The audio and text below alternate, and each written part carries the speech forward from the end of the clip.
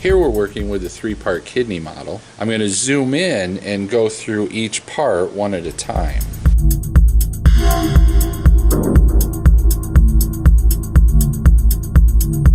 This indented region right here of the kidney, this is the hilus of the kidney. This region right here is the medullary region, or the medulla, and it's made up of individual pyramids. Okay, now they look triangular in shape here. However, keep in mind that this is a 3-dimensional object. So if you consider this as 3 dimensions, it looks more like a pyramid. Hence the name renal pyramids. Together, these renal pyramids collectively are called the medulla, the medullary region, the middle region of the kidney. The cortical region, or cortex, is on the outside here. This is the cortex, and this is the medulla. This pointy part of the pyramid right here is the renal papilla. Okay? Papilla refers to a pointy finger-like projection, and that's what these look like.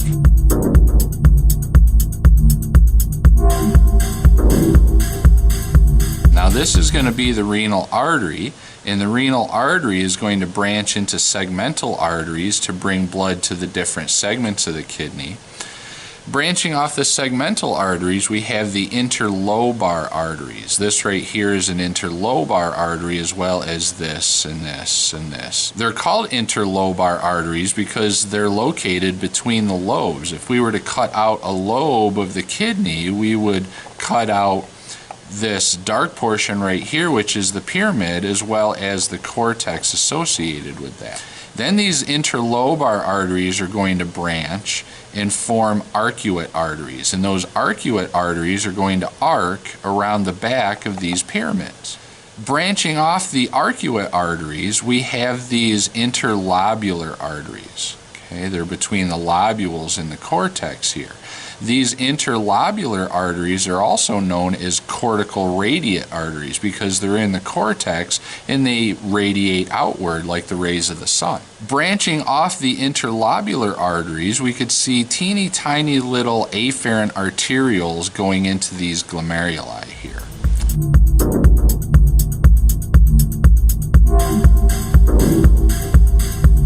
The veins would drain the opposite is the arteries, so we've got the interlobular veins or cortical radiate veins. We've got the arcuate veins. We have the interlobar veins. We'll have segmental veins leading into the renal vein. Here we can see some peritubular capillaries.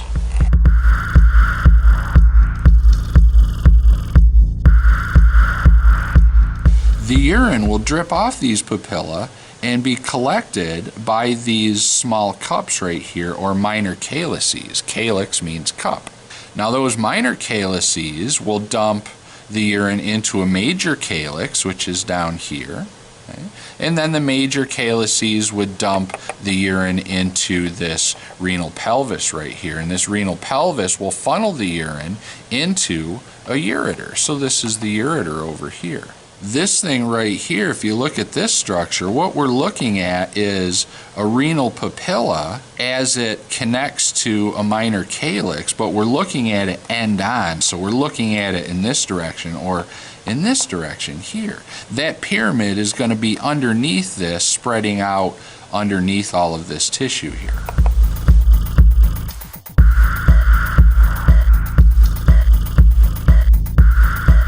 These little balls right here, those are the glomerular capsules, or Bowman's capsules. This right here is a collecting duct. It's going to collect urine from the nephrons. Here's a nephron right here with a loop of Henle. Found this video helpful? Click like and consider subscribing to my channel. Don't forget to visit www.humanbodyhelp.com.